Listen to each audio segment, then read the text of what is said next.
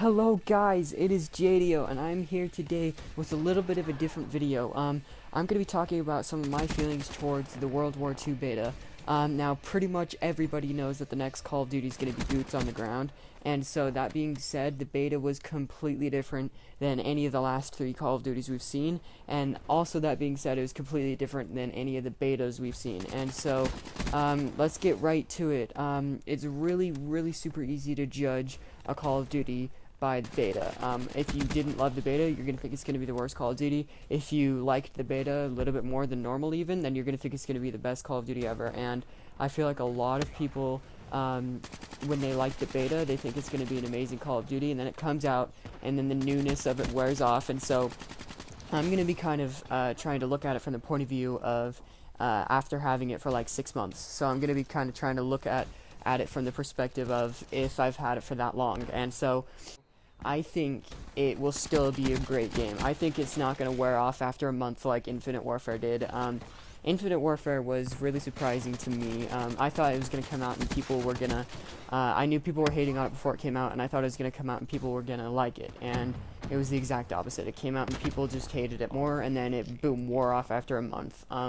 You barely saw any huge Call of Duty YouTubers do any videos on it. For example, Ali just kept going with Black Ops 3. For 2 straight years he did Black Ops 3. He barely did any Infinite Warfare videos, especially upon release. After release, I think the first week it was out, he did a few videos, and then he just went back to Black Ops 3. So I was completely wrong on that, but I honestly think that World War II is going to be different.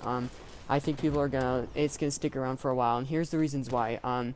Not only is it boots on the ground like we've been asking since Black Ops 3, but it's also it's farther back than boots on the ground. Like it's before jetpacks, or even like nobody even has ever heard of jetpacks. No one knows what anything like that is. It's completely different, and I think it's going to be good because the maps that I've played so far in the beta are all amazing maps, and here's why I think it is. It's because they're suited for every gun type. You can snipe on the maps, you can use ARs on the map, you can use SMGs on every single map I've played. It's not just fit for one single type of weapon, and honestly I feel like Black Ops 3 and Infinite Warfare, they did a good job on that, but it wasn't great. I feel like in the beta, it was all pretty much balanced. Like, you could use whatever gun you wanted, for real. And in Black Ops 3, I feel like there's quite a few maps where that can't be. And I know that in World War II, when it comes out upon release, there are going to be maps where you obviously can't snipe or use an AR or SMG on that map because it just isn't suited for that. But from the ones that I've played so far, it's pretty well balanced for every gun type, and I think that that's pretty amazing. And hopefully they can keep up with that. My next reason is I think that all the guns are really well balanced. From the beta so far, all of the assault rifles are balanced very well. The SMGs, the snipers, there's not one gun that is so insanely overpowered than all the others. So if they could keep it that way, then it's going to be a very successful year, and I think that Infinite Warfare and Black Ops 3 killed it in that area, and Not the Good killed it. They did not do well. Every time they update, I feel like every time I go back to Black Ops 3, there's a gun that's more overpowered than the other. I feel like they patch and nerf left and right, just nerf, patch, nerf, patch. Your favorite gun all of a sudden gets nerfed, your least favorite gun all of a sudden gets patched, and I don't know, it's just every time I go on, I feel like a new gun is better than it used to be, or worse than it used to be. Take the Vesper, for example. That gun was very overpowered, and I feel like it shouldn't have been overpowered in the first place. I feel like before release, they need to get the guns balanced so that we don't play and everyone loves the Vesper, and then all of a sudden we get on it the next day and the Vesper is nerfed to hell and back. And so that's pretty much how it was for Black Ops 3 with every gun, and still to this day I feel like I'll go on and I don't know if something's been nerfed or patched yet. And I feel like if World War II just kind of keeps it slow, I mean, nerf and patch here and there, but not all the time every week like Black Ops 3 did, then I think it's going to be a really successful Call of Duty.